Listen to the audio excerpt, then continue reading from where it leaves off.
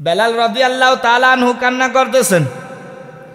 পয়গম্বর, আবু বকর তো এতক্ষণ বলল তার জীবনের কত কাহিনী। আমি বেলাল আপনার জন্য কত কষ্ট করেছি, আমি আমার বাপদাদার ধর্ম ছেড়ে দিয়েছি, আমি আমার আপনাকে পাওয়ার জন্যে আমি বেলাল কত কষ্ট করেছি, আপনি কি মনে নাই? আপনি আমাকে মসজিদের নববীতে মুয়াজ্জিম হিসেবে আমার নিযুক্ত করেছিলেন। নবী গো, আপনি আমাকে একটু দয়া করেন, আল্লাহকে বলেন সহজ করে দিতে। পয়গম্বর, যেদিন জানতে পারি আল্লাহর নবী দুনিয়াতে নাই, আল্লাহর নবী দুনিয়া থেকে চলে গিয়েছে, আমি আবু বকর সব কিছু বেডিং পত্র সব কিছু গুছাই ফেলছি, জামা কাপড়। আবু বকর নামাজ পড়াইলেন, ডাইনে বামে সালাম ফিরাইলেন। ফিরানোর পরে বলতেছেন, আবু বকর আমাকে বিদায় দাও, আমি আর মদিনায় থাকবো না, আমি চলে যাব সিরিয়ায়।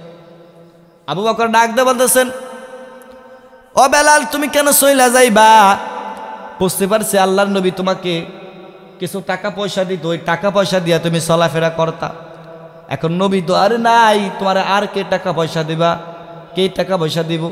যাও যাও, আমার সম্পত্তির অর্ধেক সম্পত্তি তোমাকে দিয়ে দিব, তারপর তুমি যাইও না। বেলাল রাদিয়াল্লাহু তাআলা আনহু বলতেছেন, না না না, আমি তারপরও থাকবো না। ওমর ফারুক রাদিয়াল্লাহু তাআলা আনহু বলতেছেন, ও বেলাল, বুঝতে পারছি তুমি লজ্জা পাইতেছো, যাও যাও, লজ্জা পাওয়ার কিছু নাই।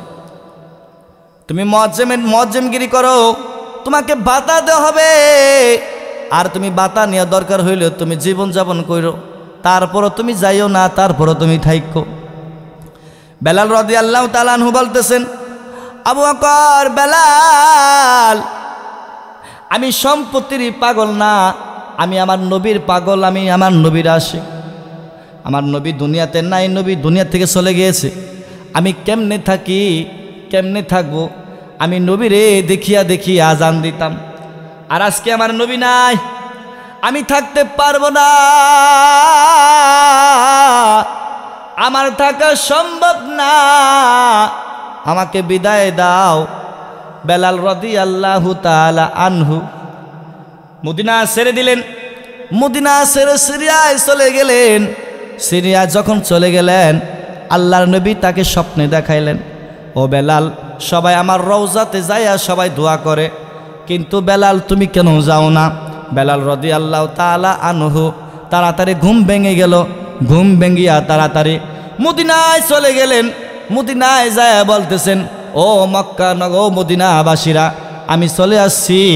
বেলাল রাদিয়াল্লাহু তাআলা আনহু যখন নাকি মদিনায় চলে আসলেন, মদিনা আসার সাথে সাথে নারী পুরুষ বাচ্চা কাচ্চারা সবাই এইবার বলতেছেন, আবার বুঝি আমার নবী আবার দুনিয়াতে আবার চলে আসছে, আমার নবী মনে হয় নামাজ পড়াইব। সবাই তার ঘিরাইয়া ধরলেন, আর সাহাবীরা বলতেছেন, বেলাল রে, তুমি 6 মাস হইয়া গেছে চলে গেছ, তুমি যদি থাকতা আজান দিতা, তারপরও আমরা সহ্য করতে পারতাম, তুমি চলিয়া গেছো। আরে বেলাল, কত কষ্ট করেছি জানো, তোমার আজানের কথা খালি মনে করতাম, নবীর কথা মনে করতাম। বেলাল রে, যাও না, কতদিন তোমার আজান শুনি না, তোমার কানে, তোমার মুখে আজান শুনি না, একটু আজান দাও না। বেলাল বলতেছেন, ও সাহাবীরা, নবীর সাহাবীরা, সম্ভব না, সম্ভব না, আমার নবী নাই, আমার নবীরে দেখে আজান দিতাম, আমার নবী যেহেতু নাই আমি আজান দিতে পারবো না, আমার বুক ফেটিয়া কান্না আসে, বুক ফেটে যাবে, আমি মরে যাব, আমার দ্বারা সম্ভব না। সালমান ফারসি ডাক দে বললেন, সাহাবীরা রে, এই বেলাল এইভাবে আজান দিবে না, আল্লাহর নবীর কলিজার টুকরা হাসান হুসেনকে খুঁজো, হাসান হুসেনের কাছে যাও, হাসান হুসেন যদি বলে, সে মানা করতে পারবে না। হাসান হুসেনকে খুঁজে আনলেন। হাসান আর হুসেন বলতেছেন, ও নবীর মুয়াজ্জিম বেলাল, আজান দেন, আজান দেন, তাড়াতাড়ি আপনি আজান দিলে অনেক ভালো লাগবে, কতদিন ধরে আজান শুনি না। হাসান আর হুসাইনের চেহারা নবীর মতন চেহারা ছিলেন। বেলাল তাদের মুখের দিকে তাকাইয়া তাদেরকে কোলে নিয়ে চুমু দিলেন আর বললেন, ও হাসান হুসাইন, তোমরা বলেছো আমি কি আজান না দেওয়া পারি? আজান দিব আমি। বেলাল রাদিয়াল্লাহু তাআলা আনহু পাহাড়ের উপরে আজান দিতেছেন, এত সুন্দর করে আজান দিতেছেন। তার আজান যখন দিতেছেন, এমন করে যখন আজান দেয়, আল্লাহু আকবার, আল্লাহু আকবার, আল্লাহু আকবার,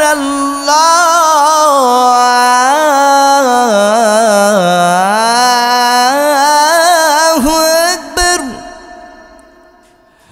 আশহাদু আল্লা ইলাহা ইল্লাল্লাহ,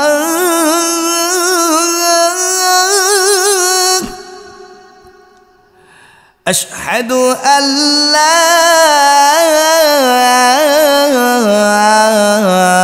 ইলাহা ইল্লাল্লাহ,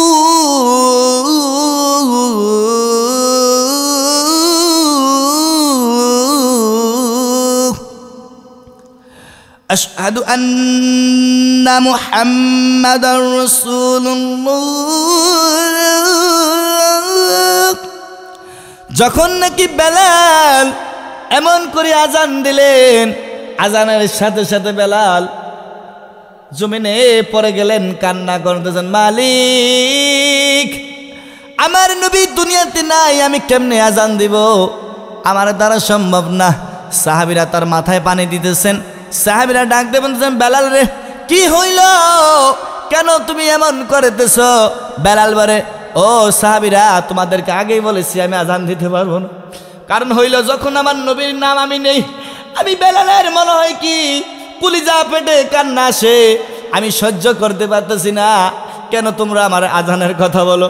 বেলাল রাদিয়াল্লাহু তাআলা আনহু সহ্য করতে পারলেন না। সহ্য করতে না পাইরা মদিনা ছেড়ে আবার মিশর আবার চলে গেলেন। এই মিশরে বেলালকে কি পরিমাণ ভালোবাসতেন, আল্লাহর নবীকে এমন পরিমাণ ভালোবাসতেন, নিজের কলিজার থেকে ভালোবাসতেন। ওমর ফারুক নিজের কলিজার থেকে ভালোবাসতেন, হযরত আলী নিজের জীবন থেকে ভালোবাসতেন, আবু বকর নিজের জীবন থেকে ভালোবাসতেন। এর জন্য যুবকরা আমি শুনে রাখো, আল্লাহর নবীকে এমন পরিমাণ ভালোবাসতে হবে, নিজের ছেলে, নিজের মেয়ে, নিজের সম্পদ, নিজের টাকা, নিজের পয়সা, সমস্ত কিছু থেকে আল্লাহর নবীকে ভালোবাসতে হবে। আল্লাহর নবীকে যখন নাকি ভালোবাসতে পারবো, তখন আমরা অবশ্যই কামিয়াবি হয়ে যাব। আল্লাহর নবীকে এমন পরিমাণ ভালোবাসতে হবে, কারণ হইল নবী আমাদের জন্য কলিজা দিয়ে দিয়েছেন। আমরা যদি নবীর জন্য চামড়া কেটে জুতা বানাইয়া দেই, তারপরও আমাদের ঋণ কখনো শোধ হবে না। কারণ হইল নবী আমাদের জন্য ডান ডান মোবারক শহীদ করেছেন, কষ্ট করেছেন, জীবন সব কিছু বিলীন করে দিয়েছেন। সারা জীবন উম্মত বলিয়া সব কিছু ছেড়ে দিয়েছেন। এর জন্য আল্লাহ নবীকে যদি ভালোবাসতে হয়, আল্লাহ নবীকে কেমনে ভালোবাসতে হবে? আমার ছাত্র ভাইরা সবসময় মনে রাখতে হবে, 1 নাম্বার, সবসময় ঠিক মতো 5 ওয়াক্ত নামাজ পড়তে হবে, রসুলের সুন্নতগুলা যথাযথভাবে মানতে হবে। আমরা সবসময় রসুলের সুন্নত দাড়িটা রেখে দিব, রসুলের সুন্নত দাড়িটাকে কাটবো না, রসুলের সুন্নত দাড়িটাকে রেখে দেব, পোশাক পরব, সবসময় সুন্নত নামাজগুলো যথাযথভাবে মানব। আল্লাহ রসুলের যা যা সুন্নত আছে সব মানব তো ইনশাআল্লাহ? রাজি আছে তো ইনশাআল্লাহ? আল্লাহ রসুলের সমস্ত কিছু ইনশাআল্লাহ মানব। রসুলে যা যা নির্দেশ দিয়েছেন তা পালন করব। রসুল যা যা বর্জনীয় জিনিস বর্জন করতে বলেছে সব বর্জনীয় করবো ইনশাআল্লাহ। আল্লাহ পাক আমাদেরকে আমল করার তৌফিক দান করুক।